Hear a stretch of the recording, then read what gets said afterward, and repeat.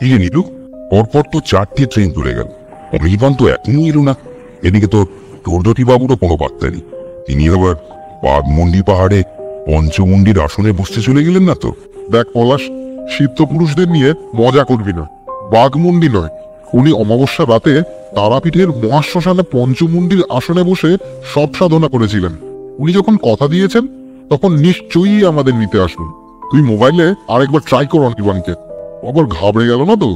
শ্যামবাজারের 5 মাথার মোড়ে বসে প্ল্যানচেট ভূত প্রেত নিয়ে মজা করা আর এখানে এসে সত্যিকারের প্রেতসিদ্ধ জ্যোতিষীর মুখোমুখি প্ল্যানচেটে বসা, এ দুইয়ের মধ্যে অনেক তফাৎ। নীলু যে আমাকে খোঁচা দিচ্ছে সেটা বুঝতে পারলাম, তাই বললাম, দেখ ঝড় বৃষ্টির মধ্যে হয়তো কোথাও ও আটকে গেছে, ওর কিন্তু কথার দাম আছে। আর ও যে আমাদের মধ্যে সবচেয়ে সাহসী ছেলে তা তো তুই ভালো করেই জানিস। এই বলে আমি পকেট থেকে মোবাইল বের করে বৃষ্টির ছাড় থেকে বাঁচার জন্য প্ল্যাটফর্মের শেডের আরেকটু ভেতরে এসে দাঁড়ালাম। অনির্বাণকে রিং করার চেষ্টা করে কানে দিয়ে ফোনটা কয়েক মুহূর্ত পর সেটা আবার নামিয়ে দিলাম। নীলু প্রশ্ন করলো, কি হলো? Network failure. যা ঝড় বৃষ্টি হচ্ছে, কখন নেটওয়ার্ক পাওয়া যাবে কে জানে। আমার কথা শেষ হওয়ার সঙ্গে সঙ্গেই বেশ জোরে কাছেই কোথাও যেন একটা বাজ পড়ল। সারা প্ল্যাটফর্ম কেঁপে উঠল সেই শব্দে। আর কিছুক্ষণ পরই সন্ধে নামবে। এদিকে বৃষ্টিরও বিরাম নেই। ঝাপসা হয়ে যাওয়া বাইরের দিকে তাকিয়ে আমি নীলুকে বললাম, আরে নীলু, ধৈর্যটি বাবুর বাড়ি এখান থেকে কত দূর? গাড়িতে 8 ঘন্টার পথ। উনি গাড়ি নিয়ে আসবেন বলেছেন। অনির্বাণ না এলে প্রেস্টিজ পাংচার হয়ে যাবে আমার। আসলে উত্তেজনার বশে তোদের কথাটা ওকে আমার বলা উচিত হয়নি। ব্যাপারটা উনিও সিরিয়াসলি নিয়েছেন। এখন তো আমাদের ফিরে যাওয়ারও কোনো উপায় নেই। ওর বাড়িতে রাতের খাবারের বন্দোবস্ত করে ফেলেছেন। এখানে এসে ফিরে যাওয়া মানে ওকে অসম্মান করা। তাছাড়া উনি বড় মামার বন্ধু মানুষ, বড় মামা শুনলেও না খুব রাগ করবেন। অনির্বাণটা এখনো এলো না কেন?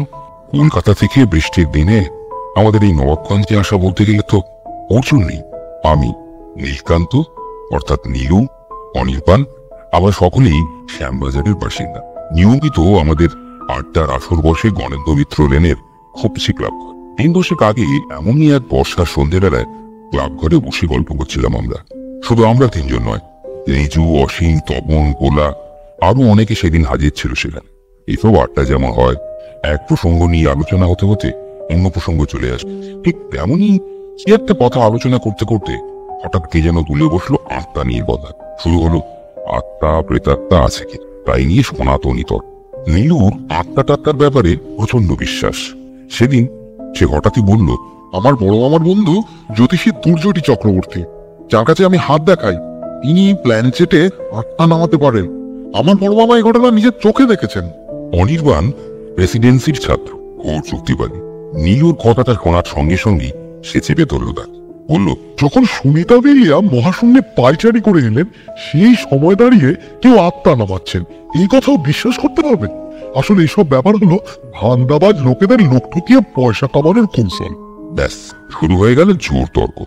যারা হাজির ছিল তারা ভাগ হয়ে গেল প্ল্যানচেটের মাধ্যমে আত্মা নামানো যায় কিনা। এই অনেক যুক্তি পাল্টা যুক্তির পরও যখন সিদ্ধান্তে পৌঁছানো গেল না, তখন গোলা একটা প্রস্তাব দিল। সে বলল, নীলু গিয়ে ধৈর্যটি বাবুকে রাজি করা প্ল্যানচেটে আত্মা নামিয়ে দেখানোর জন্য। তিনি যদি সত্যিই তা পারেন সকলেই ব্যাপারটা মেনে নেবে। তবে এর মধ্যে একটা কন্ডিশন আছে। প্ল্যানচেটে মিডিয়াম, অর্থাৎ যার মাধ্যমে আত্মা নামানো হয়, সেই মিডিয়াম করতে হবে অনির্বাণ। তাহলেই প্রমাণ হয়ে যাবে আত্মা নামানোর ব্যাপারটা সাজানো কিনা। পরদিন নীলু তার বড় মামাকে সঙ্গে নিয়ে হাজির হয়েছিল দুর্গতিবাবুর বউবাজারে সোনার দোকানে হাত দেখানোর চেম্বারে। সব কথা শোনার পর প্ল্যানচেটের ব্যাপারে রাজি হয়ে গেলেন দুর্গতিবাবু। তবে তিনি বললেন, নীলু, অনির্বাণ ও আরেকজন, অর্থাৎ মোট 3 জনকে আজ এই অমাবস্যার দিনে তার নবাবগঞ্জের বাড়িতে আসতে হবে। তাই তার আমন্ত্রণেই আমি আর নীলু বিকেলে ট্রেনে নবাবগঞ্জের প্ল্যাটফর্মে এসে নামলাম। কিন্তু কলকাতায় একটা কাজ সেরে অন্য ট্রেনে অনির্বাণের এখানে আসার কথা থাকলেও তারা কেউ দেখানি। বৃষ্টির মধ্যে প্ল্যাটফর্মে অনির্বাণের জন্য 1 ঘন্টা ধরে অপেক্ষা করছে। ধৈর্যটিবাবু আমাদের এখনো নিতে আসেনি। 6টা তো বাজলো, আর 8 ঘন্টার মধ্যে যদি দুজনের মধ্যে কেউ না আসে তাহলে ডাউন ট্রেন ধরে ব্যাক কর। আমরা দুজন অনেক অপেক্ষা করছি, আমাদের কেউ দোষ দিতে পারবে। আমার কথা শুনে একটু চিন্তা করে নীলু বলল, ঠিক আছে, তাহলে তাই হবে। নীলুর কথাটা শেষ হওয়া মাত্রই সেই সময় একটা কালো রঙের অ্যাম্বাসেডর প্ল্যাটফর্মের বাইরের এদিকে ধার ঘেসে দাঁড়াল। গাড়িটা দেখেই নীলু বলে উঠল, ওই যে ধূর্যটি বাবু এসে গিয়েছেন, ওটা ওর গাড়ি, আমি চিনি। গাড়ি থেকে বৃষ্টির মধ্যে বাইরে নেমে ছাতা খুললেন ধুতি পাঞ্জাবি পরা, চোখে সোনালি ফ্রেমের চশমা এক লম্বা চওড়া ভদ্রলোক। তিনি উঠে এলেন প্ল্যাটফর্মে। তাকে দেখে প্রথমে নীলু আর তার পিছন পিছন আমি এগিয়ে গেলাম তার থেকে। ভদ্রলোক এসে দাঁড়ালেন শেডের নিচে, আমরাও এসে দাঁড়ালাম তার সামনে। ভদ্রলোকের বয়স মনে হয় 60-এর কাছাকাছি হলেন। ফর্সা রং, না দুয়াতে অনেক আংটি। আমাকে আর নীলুকে একবার ভালো করে দেখে নিয়ে তিনি বললেন, আমি কলকাতা থেকে ফিরছি, তাই আসতে দেরি হয়ে গেল। হ্যাঁ, তো তোমরা দুজন কেন? আমি তো 3 জনকে আসতে বলেছিলাম। আর এই কি সেই ছেলে যে মিডিয়াম হতে চায়? না না, এই সে নয়, এর নাম পলাশ। আমরা দুজন একসঙ্গে এসেছি। অনির্বাণের অন্য ট্রেনে এসে এই প্ল্যাটফর্মে আমাদের সঙ্গে মিট করার কথা, কিন্তু 1 ঘন্টা ধরে ওর জন্য আমরা অপেক্ষা করছি। ও এখনো এলো না, মোবাইল কানেকশনও কাজ করছে না। নীলুর কথা শুনে ভদ্রলোক কয়েক মুহূর্ত কি যেন ভাবলেন, তারপর বললেন, ঠিক আছে, তোমরা দুজনেই বরং আমার সঙ্গে চলো। আমি হিউম্যান সাইকোলজি বুঝি। সম্ভবত সে ভয় পেয়েছে, সে আসবে না। এই অবধি বলে ধূর্তটিবাবু তাকিয়ে রইলেন আমাদের দিকে। আমি বলতে যাচ্ছিলাম যে অনির্বাণ যদি পরের ট্রেনে এখানে এসে পৌঁছয় তখন কি হবে?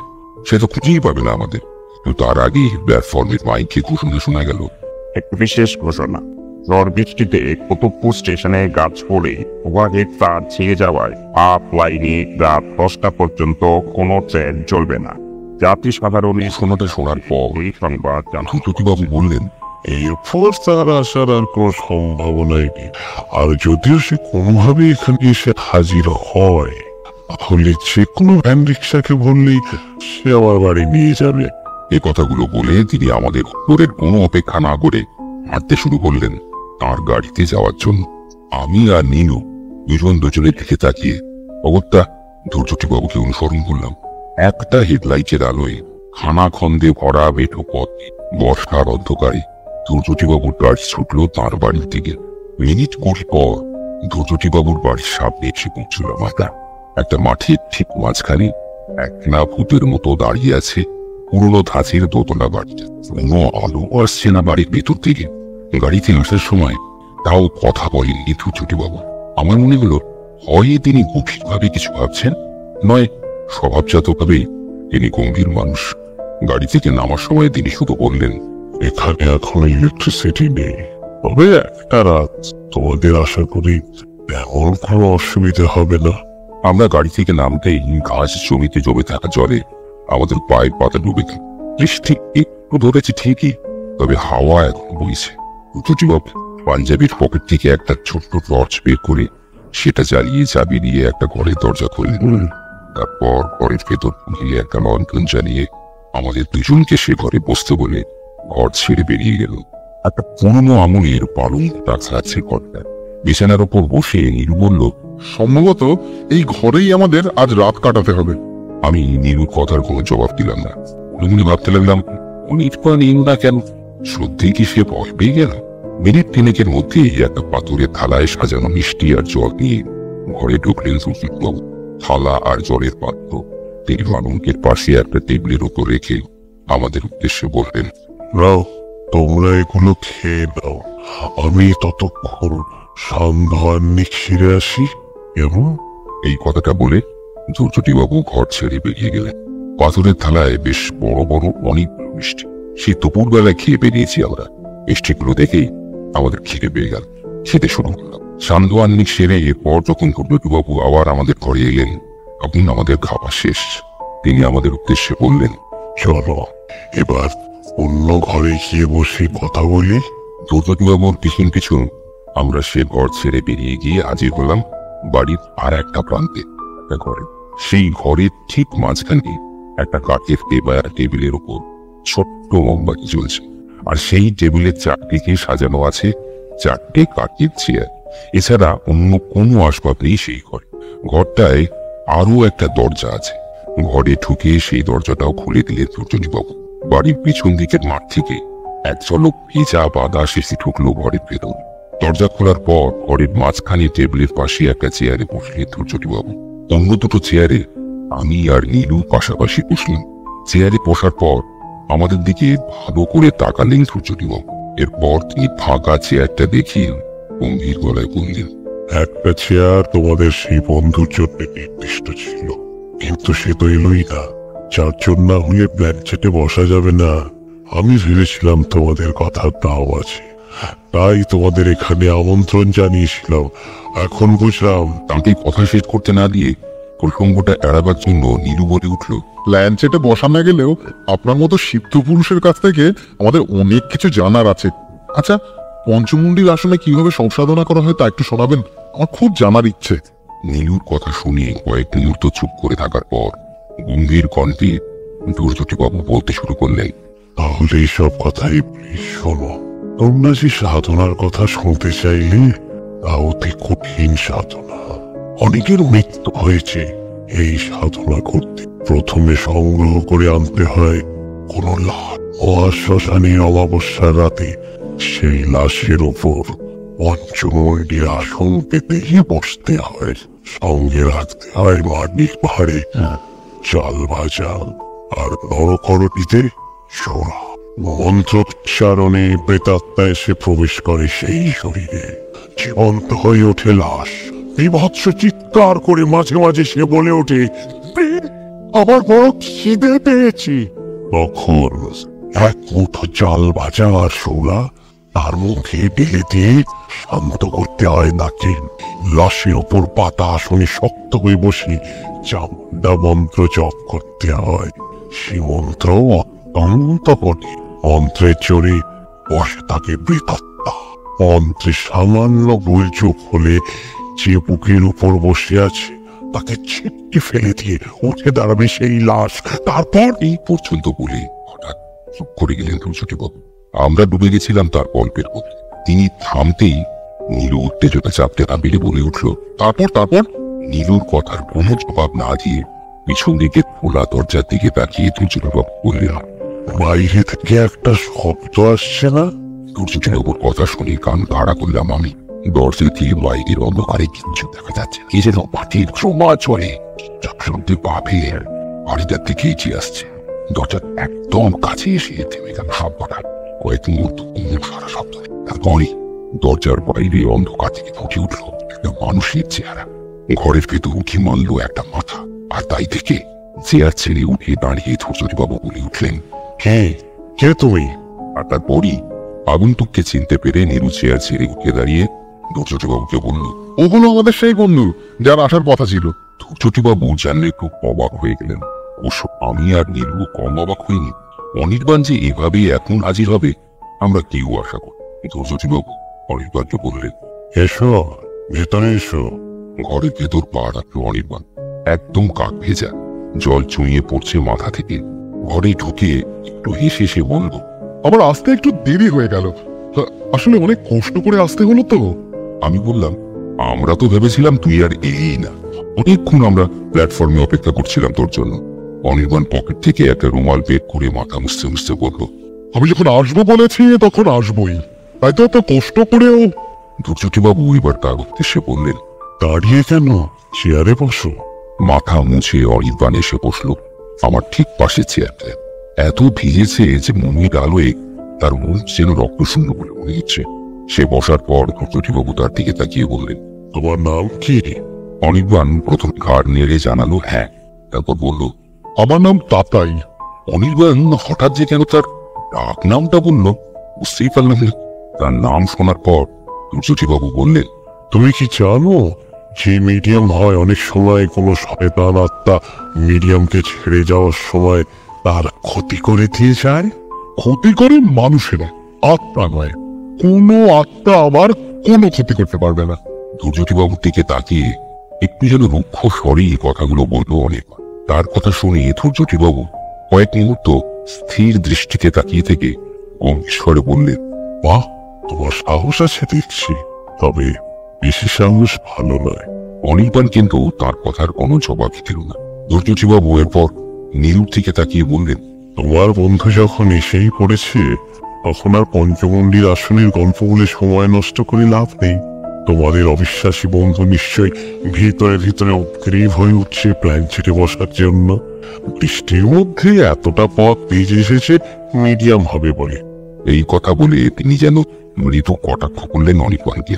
অনির্বাণ বলে উঠল, হ্যাঁ, আপনি ঠিকই বলেছেন, সময় নষ্ট করে লাভ নেই, আমাকে আবার ফিরে যেতে হবে।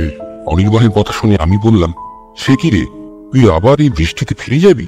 ঠিক আছে, তাহলে বরং শুরু করা যাক। দরজাটা বন্ধ করে দিতে হবে তাহলে। তবে প্ল্যানচেটে বসার আগে একটা কথা তোমাদের বলে দিই, কারো হার্ট দুর্বল থাকলে কিন্তু প্ল্যানচেটে না বসাই ভালো। দুর্ঘটনা ঘটলে আমাকে কিন্তু দোষ দিও না। ধৈর্যবাবুর কথা শেষ হতেই অনির্বাণ একটা বাঁকা হাসি হেসে বলল, আমাদের সকলেরই হার্ট ঠিক আছে, আপনার হার্ট ঠিক আছে তো? আপনি নিজে ভয় পাচ্ছেন না তো? অনির্বাণের এই কথাটা শোনা মাত্রই হঠাৎ যেন টপ করে জ্বলিয়ে উঠল ধৈর্যবাবুর চোখ। তিনি কি যেন বলতে গিয়েও নিজেকে সংবরণ করে নিলেন। মৃত হেসে শুধু তিনি বললেন, সে পঞ্চমুণ্ডির আসনে বসে সব সাধনা করে, সে কোনো প্রেতাত্মাকে ভয় পায় না। নীলু উঠে গিয়ে দরজা দুটো বন্ধ করে এলো। টেবিলের একদম কাছে চেয়ারগুলো আরো এগিয়ে বসলাম। মনটা প্রায় শেষ হয়ে এসেছে। আর মৃদু আলোয় চেয়ারে বসে থাকা আমাদের ছায়াগুলো কাঁপছে। চারপাশে কোনো শব্দ।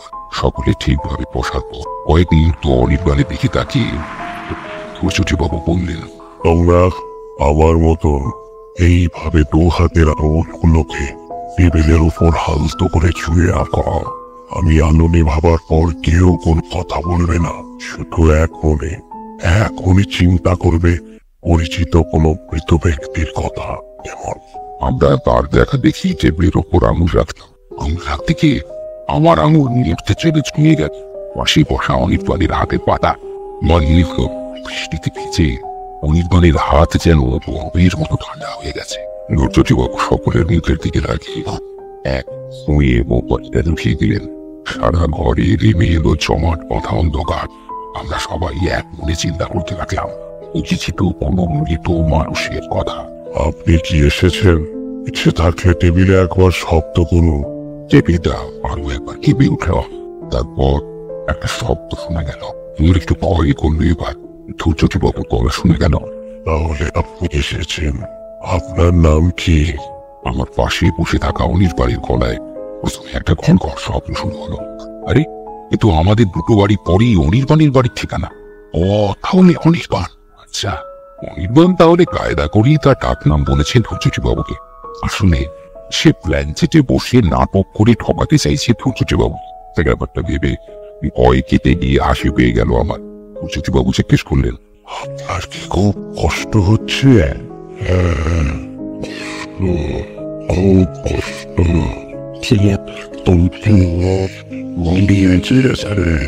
অনির্বাণের গলার স্বর যেন অনেক থেকে ভেসে আসছে। মনে মনে ভাবলাম, পারেও বটে অনির্বাণ অভিনয় করতে। ধৈর্যবাবু বললেন, ও, তার মানে অপঘাতে মৃত্যু হয়েছে আপনার? একটা গাড়ি সভা দিল আমাকে। কি গাড়ি ছিল সেটা? বাস না লরি?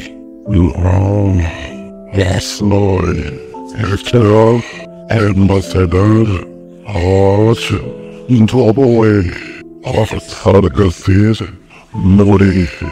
এরপর অনির্বাণ কি বলল ঠিক বুঝতে পারলাম না। ধৈর্যবাবু তার কথা শুনে বলে উঠলেন, তার নম্বর কত ছিল? আমার মনে প্রশ্নটা করার সময় ধৈর্যবাবুর গলাটা যেন কেঁপে উঠল। দেখ ওদের পঞ্চমন্ডির আসনে বসা সিদ্ধ পুরুষ নিজে কেমন ভয় পেয়ে গেলেন। বুঝতে পারলাম না। আস্তে আস্তে অনির্বাণ বলল, কিন্তু শেষ পর্যন্ত মনে হয় তোর বিশ্বাসে ঠেকরে নিল। অনির্বাণ, এই অনির্বাণ। কিন্তু কারও কোনো শব্দ পাওয়া গেলনি। আমি ঘর ছেড়ে খোলা দরজা দিয়ে বারান্দায় বেরিয়ে এলাম। টর্চ চালিয়ে দেখতে পেলাম একটু দূরে দাঁড়িয়ে আছে ধৈর্যবাবুর গাড়িটা। টর্চের আলো মাঠের বেশি দূরে যাচ্ছে না, কিছু দেখা যাচ্ছে না মাঠে। অনির্বাণ, অনির্বাণ, তুই কোথায় গেলি? অনির্বাণ। ঠিক সেই সময় বেজে উঠলো পকেটে রাখা মোবাইলটা। সেটা বের করে গাড়ি দিকে বাস্তিক মোবাইলে ভেসে এলো। কে? আমার বন্ধুর বলা। এ পলাশ, আমি আমি আমি অসীম বলছি রে। তোরা যেখানে আছিস সেখান থেকে এখনই কলকাতায় ফিরে আয়। হ্যাঁ? খুব জরুরি, খুব। কেন রে, কি হয়েছে? অনির্বাণের নেই। আজ দুপুরে বাক্সের কাছে মনে একটা অ্যাম্বাসেডর থেকে বলছিস তুই অসীম, অনির্বাণ তো এক্ষুনি। কথাটা শেষ করার আগেই লাইনটা কেটে গেল। আমার হাতে ধরা টর্চের আলোটা যেন হঠাৎ আটকে গেল কয়েক হাত দূরে দাঁড়িয়ে থাকা দ্রৌপদীবাবুর অ্যাম্বাসেডারের নাম্বার প্লেটের ওপর।